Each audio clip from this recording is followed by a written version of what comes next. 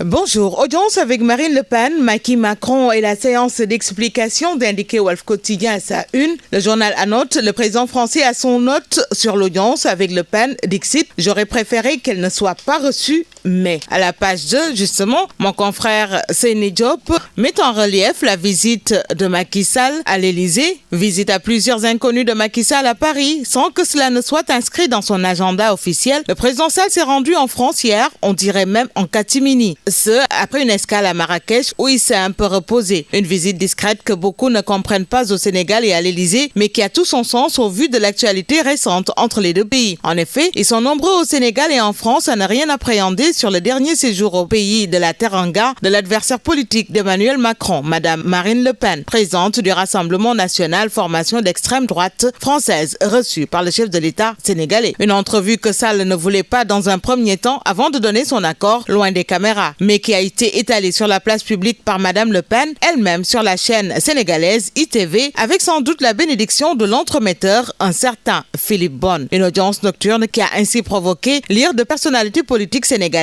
comme Madame Aminata Touré, ancien Premier ministre, qui n'arrive toujours pas à croire que son ex-mentor a franchi le Rubicon pour froisser toute l'Afrique et faire cette infidélité aux actuelles autorités françaises. Ce, même si les relations entre les deux pays transcendent les régimes. Selon nos sources, dans la capitale française, l'expliquait toujours mon confrère, Macky Sall qui n'a pas été reçu sur le perron de l'Élysée, qui est donc passé par la porte du Coq puisque la visite n'était pas officielle, un signal fort, a eu hier un tête-à-tête de 2 heures avec Emmanuel Macron, que certains disent, entre guillemets, très en colère et prêt à recevoir l'opposant Ousmane Sonko à l'Élysée pour jouer à l'arroseur arrosé. Contrairement à Wolf Quotidien, le quotidien Le Peuple, sur l'audience entre Macky et Marine Le Pen, note aucune brouille entre la France et le Sénégal, ce que Macron et Macky se sont dit à lire. Le quotidien enchaîne, G20 soutien de la France à l'adhésion de l'Afrique, Paris gagné pour Macky. Nous poursuivons avec Enquête cette fois-ci, qui dans un entretien avec Nafissatou Diallo, livre les vérités de la voix du PDS sur la déchéance de Mimi Touré, compagnonnage avec Yao, deal avec le régime. Nafissatou, la députée libérale, confie, le PDS n'est pas un parti qu'on fait chanter. Si on travaillait pour la paix, Karim Wade ne serait pas encore en exil. Avec Yewwi, ce n'est pas une alliance politique, c'était une alliance électorale. Des gens avaient contacté Karim pour qu'il voie Amadou Ba. Il avait formellement refusé. Mimi s'est personnellement impliqué pour faire mal à Karim Wade, à Abdoulaye Wade et au Parti démocratique sénégalais.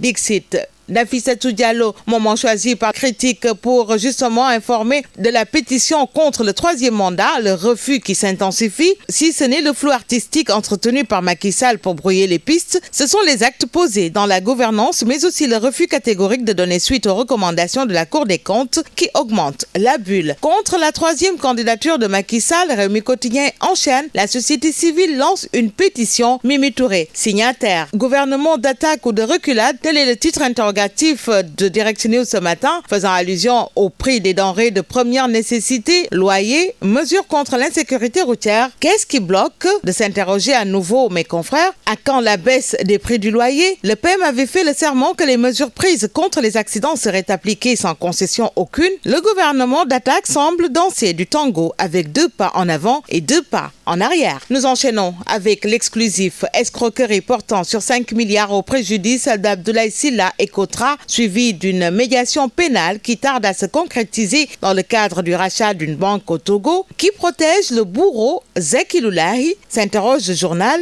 Le mis en cause s'était engagé depuis 1 mois environ à aller faire une déposition chez le notaire. En lieu et place, il se serait tapé tout bonnement un certificat médical en guise d'échappatoire. Nous passons au quotidien Libération pour parler de ce rebondissement dans l'affaire du détournement d'1,707 milliard à Poste Finance. Le DG de Sandis et Sogenec tombe. Arrêté et placé sous mandat de dépôt, Maktar Diop avait reçu à travers ces 2 sociétés 700 millions de francs CFA sous forme de chèques frauduleux. Pléthore d'élèves dans les classes. L'autre anomalie de l'école, indique ce matin Sud Quotidien. Ouamidou Diédhiou, secrétaire général national du CEL, se confie, une classe pléthorique ne favorise pas un bon enseignement. Nous passons à Yor, les 1001 leurres d'une école marocaine de formation au métier de l'aviation à Dakar. Informe de sa dénomination, le rêve de jeunes Sénégalais qui virent au cauchemar. Loin d'être un cauchemar, c'est un rêve qui se réalise. Sénégal-Algérie pour clore le championnat d'Afrique des nations de football. Les Lions en finale contre les Fennecs. Hier, le Sénégal a défait le Madagascar sur le score d'1-0. Ce qui nous pousse à parler toujours du CHAN 2023, le tombeur de Madagascar 1-0. Sénégal en finale contre l'Algérie. Notre stade Sonol en boucle avec Roch Mbalart qui décortique le choc du 5 mars. Reug favori à 65% devant Sa Thiès. Bonne lecture à tous.